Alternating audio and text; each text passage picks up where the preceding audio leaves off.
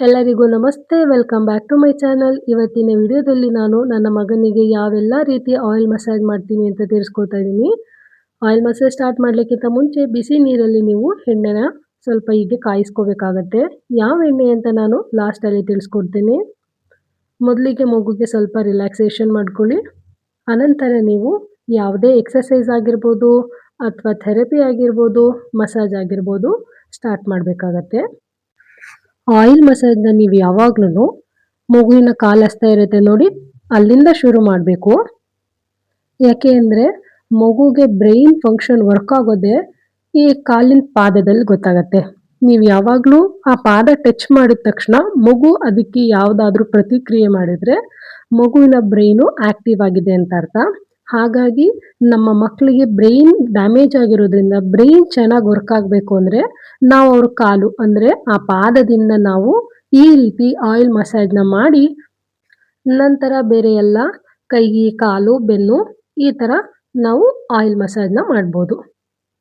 ಈ oil massage ಮಾಡೋದ್ರಿಂದ ನಿಮ್ಮ ಮಗುವಿನಲ್ಲಿ ಏನಾದರೂ ತುಂಬ ಗಟ್ಟಿಯಾಗಿರೋದು ಅಥವಾ ಕಾಲನ್ನ ತುಂಬ ಟ್ವಿಸ್ಟಾಗಿ ಮಾಡ್ಕೊಂಡಿರೋದು, ಕೈಯನ್ನೆಲ್ಲ ಗಟ್ಟಿಯಾಗಿ ಹಿಡ್ಕೊಳ್ಳೋದು, ಓಪನ್ನೇ ಮಾಡಿರಲ್ಲ ಅಥವಾ ನರದಲ್ಲಿ ಯಾವುದಾದ್ರೂ ವೀಕ್ ಇರೋದು, ಮತ್ತು ನಿಮ್ಮ ಮಗು ಕೈ ಕಾಲು ಆಡಿಸ್ದೇ ಇರೋದು, ಈ ಎಲ್ಲದಕ್ಕೂ ಒಂದು ಒಳ್ಳೆ ಮದ್ದು ಅಂತ ಅಂದರೆ ಅದು ಆಯಿಲ್ ಮಸಾಜೆ. ಯಾಕೆ ಅಂದರೆ ನನ್ನ ಮಗನಿಗೆ ನಾನು NICUಯಿಂದಲೇ ನಾವು ಆಯಿಲ್ ಮಸಾಜ್ ಮಾಡಲಿಕ್ಕೆ ಪ್ರಾರಂಭ ಮಾಡಿರ್ತೇವೆ. ಅಂದರೆ ಅವನಿಗೆ ಒಂದು 10ರಿಂದ 11ನೇ ದಿನದಲ್ಲೇ ನಮ್ಮನ್ನು ಕರೆದು ನಿಮ್ಮ ಮಗುಗೆ ಎಣ್ಣೆ ಮಸಾಜ್ ಮಾಡಬೇಕಾಗತ್ತೆ ಅಂತ ಹೇಳ್ತಾರೆ. ನಮ್ಗೆ ಆವಾಗ ಗೊತ್ತಾಗುತ್ತೆ. ಅವರು ನಮಗೆ ಕ್ಲಾರಿಟಿ ಕೊಡ್ತಾರೆ.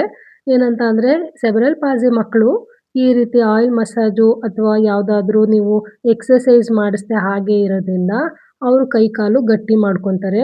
ಅವ್ರಿಗೆ ಹೇಗೆ ಮೂವ್ ಮಾಡಬೇಕು ಅಥವಾ ಫ್ರೀ ಆಗೋದು ಗೊತ್ತಾಗಲ್ಲ. ಹಾಗಾಗಿ ನೀವು ಎಣ್ಣೆ ಮಸಾಜ್ ಮಾಡಿ ಅಂತ ಹೇಳಿದ್ರು. ಅಲ್ಲಿಂದ ನಾವು ಸ್ಟಿಲ್ ಅವನಿಗೀಗ 1 ವರ್ಷದ 9 ತಿಂಗಳು. ಈಗಲೂ ಸಹ ನಾವು ಎಣ್ಣೆ ಮಸಾಜ್ ಮಾಡ್ತಾ ಇದ್ದೀವಿ. ಇದರಿಂದ ನೀವು ನಂಬ್ತಿರೋ ಬಿಡ್ತಿರೋ ಅವ್ನ ಕೈ ಕಾಲೆಲ್ಲ ಚೆನ್ನಾಗಿ ಆಡಿಸ್ತಾನೆ. ಓಪನ್ ಆಗಿದೆ ಅವ್ನ ಕೈ ಕಾಲು. ಅವನು ಸಹ ನೋಡಲಿಕ್ಕೆ ಸೆರೆಬ್ರಲ್ ಪಾಲ್ಸಿ ಮಗು ಅನ್ನೋರ ಥರ ಕಾಣಿಸಲ್ಲ. ನೀವು ಬೇಕಾದ್ರೆ ಅಬ್ಸರ್ವ್ ಮಾಡಿ, ಸೆರೆಬ್ರಲ್ ಪಾಲ್ಸಿ ಮಕ್ಕಳು ಯಾವ ರೀತಿ ಇರ್ತಾರೆ ಅಂದರೆ ಕೈ ಕಾಲೆಲ್ಲ ಟ್ವಿಸ್ಟ್ ಆಗಿರುತ್ತೆ, ಕಾಲೆಲ್ಲ ಒಂಥರ ಮಡ್ಚ್ಕೊಂಡಿರ್ತಾರೆ, ಮುಖದಲ್ಲಿ ಲವಲವಿಕೆ ಇರಲ್ಲ, ಒಂಥರ ಸಪ್ಪಗಿರೋದು, ಯಾವಾಗಲೂ ಬಾಯಲ್ಲಿ ಜೊಲ್ಲು ಸುರಿಸ್ತಾ ಇರೋದು, ಈ ಥರ ಎಲ್ಲ ಇರುತ್ತೆ ಮಕ್ಕಳಲ್ಲಿ. ಅದು ಯಾಕೆ ನಮ್ಮ ಮಗುನಲ್ಲಿಲ್ಲ ಅಂತ ಅಂದರೆ ನಾವು ಅವನಿಗೆ ಹುಟ್ಟಿದಾಗ ಒಂದು 10 ದಿನದಿಂದನೇ ನಾವು ಎಣ್ಣೆ ಮಸಾಜ್ ಮಾಡಲಿಕ್ಕೆ ಸ್ಟಾರ್ಟ್ ಮಾಡಿದ್ದೀವಿ. ಹಾಗಾಗಿ ಅವನು ನೋಡಲಿಕ್ಕೂ ಸಹ ನಾರ್ಮಲ್ ಮಗು ಥರನೇ ಕಾಣಿಸ್ತಿದ್ದಾನೆ. ಬ್ರೈನಲ್ಲಿ ಡ್ಯಾಮೇಜ್ ಆಗಿದೆ ಅನ್ನೋದನ್ನು ಹೊರತುಪಡಿಸಿ ಅವನ ಪ್ರತಿಯೊಂದು ಅಂಗಾಂಗಗಳು ತುಂಬ ಚೆನ್ನಾಗಿದೆ. ಈ ರೈಟ್ ಸೈಡು ಅವನು ತುಂಬ ಆ ಪಾರ್ಶ್ವ ತುಂಬ ಪೆಟ್ಟಾಗಿತ್ತು. ನೀವು ನಂಬಲ್ಲ, ಅವನು ಕೈ ಕಾಲು ಸಹ ಯಾವುದೇ ಮೂಮೆಂಟ್ಸ್ ಇರಲಿಲ್ಲ.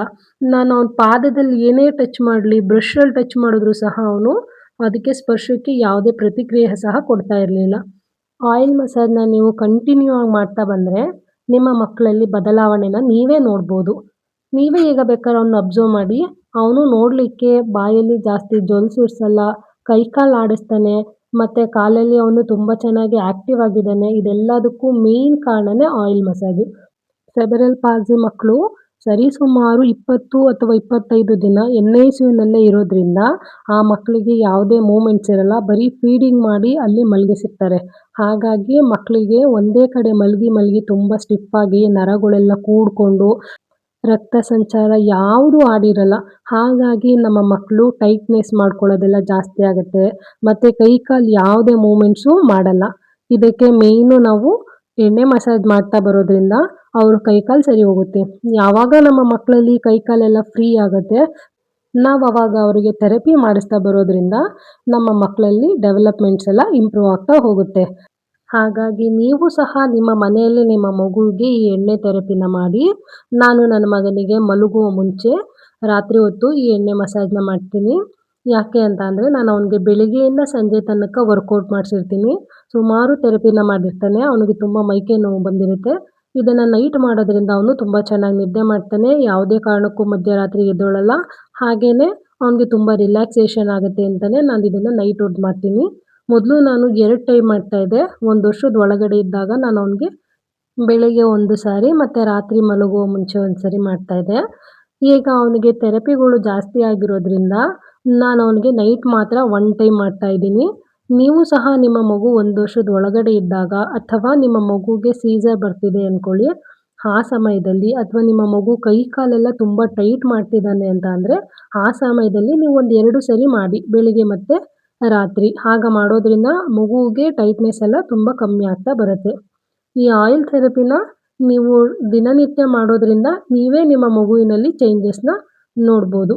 ನಾನು ಯಾವ ಎಣ್ಣೆ ಯೂಸ್ ಮಾಡ್ತೀನಿ ಅಂತ ವಿಡಿಯೋ ಕೊನೆಯಲ್ಲಿ ತಿಳಿಸ್ಕೊಡ್ತಾ ಇದ್ದೀನಿ. Full body oil massage video ಎಲ್ಲ ಹಾಕ್ತಾ ಇದ್ದೀನಿ.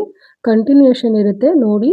ವಿಡಿಯೋ ಇಷ್ಟ ಆಗಿದ್ದಲ್ಲಿ ಸಬ್ಸ್ಕ್ರೈಬ್ ಮಾಡಿ, ಮತ್ತೆ ಏನಾದರೂ ಇದ್ದರೆ ಕಮೆಂಟ್ಸ್ ಮುಖಾಂತರ ಕೇಳಿ.